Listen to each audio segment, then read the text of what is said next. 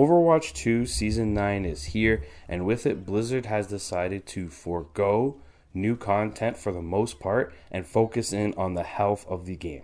Now, in terms of new content, what you get is your typical Battle Pass, new cosmetics, shop update, as well as a new Mythic skin.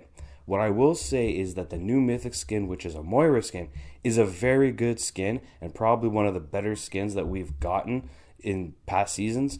And also the Battle Pass itself seems to have really good stuff in comparison to previous seasons as well. The other bit of content that they have added is a Pharah rework.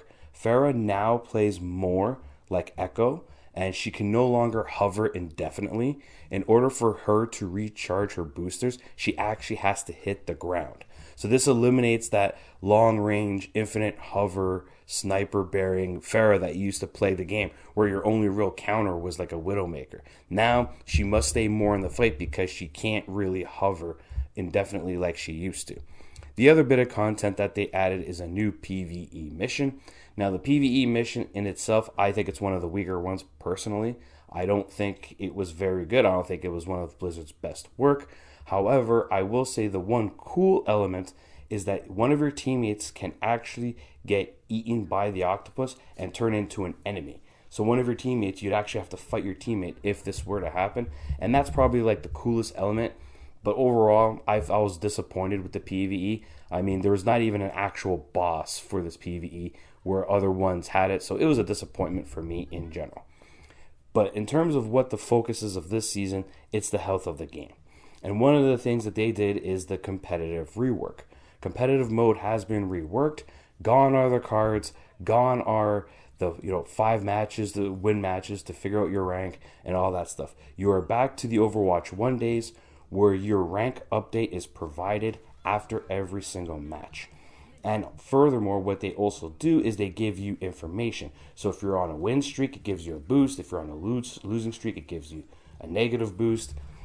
It tells you if you're a favorite, if you're not. It basically gives you more information as to why you rank up or not rank up based on the performance as well as the team composition and how the match was made. Essentially, if your team was the underdog and you played exceptionally well, you're going to get a lot of rank up. Whereas if your team was favored and you played like ass and you lost, you're going to lose a lot of rank. And this information is all given to you after every match, so no more of that. It is a better feeling from a competitive standpoint.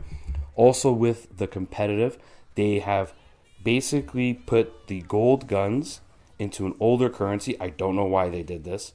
And now there's a new currency where you can be used for jade weapons.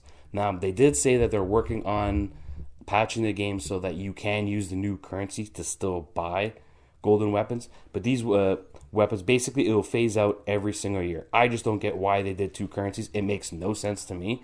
You could have just easily left one currency, added jade weapons, and say, here you go, community, buy what you want to buy. No, they have to make it stupid for some reason because it's Blizzard. But aside from that, that's for the competitive side of the game. The other health aspect of the game, what they've done is they did 2 things. Number 1, they increased the projectile size of virtually every single projectile in the game, which allows players to hit shots more consistently. In turn, in order to compensate for the increased accuracy, which will lead to increased damage, they gave everybody a health pool update. Everyone has gotten more health than they did previously. What this has done is this has basically lowered boost damage. And essentially what this means is that like Hanzo can no longer one-shot most characters in the game. The only characters that Hanzo can one-shot is a Tracer and a Widowmaker. Aside from that, he cannot one-shot anybody unless he's damage boosted.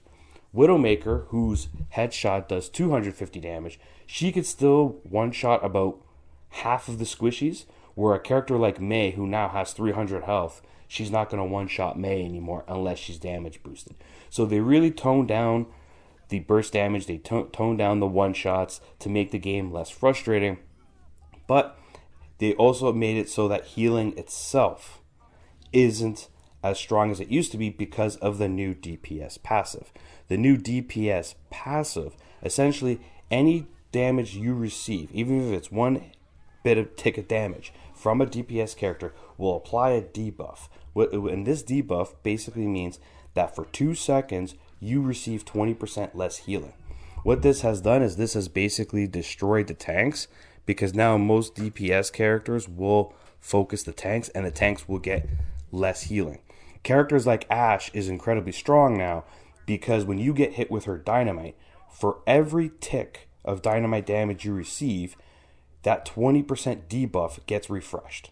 It will not stack, so you'll never get more than a 20% reduction in healing, but it gets refreshed. So if you get 5 ticks of Ashe dynamite damage, well, it's only on that last tick that you have 2 seconds before it wears off, because it keeps refreshing per tick. So this new passive for DPS has made DPS much more rewarding to play, much more fun to play, and because of the increased hitbox across the board, the game feels better across the board. But it's not without its consequences.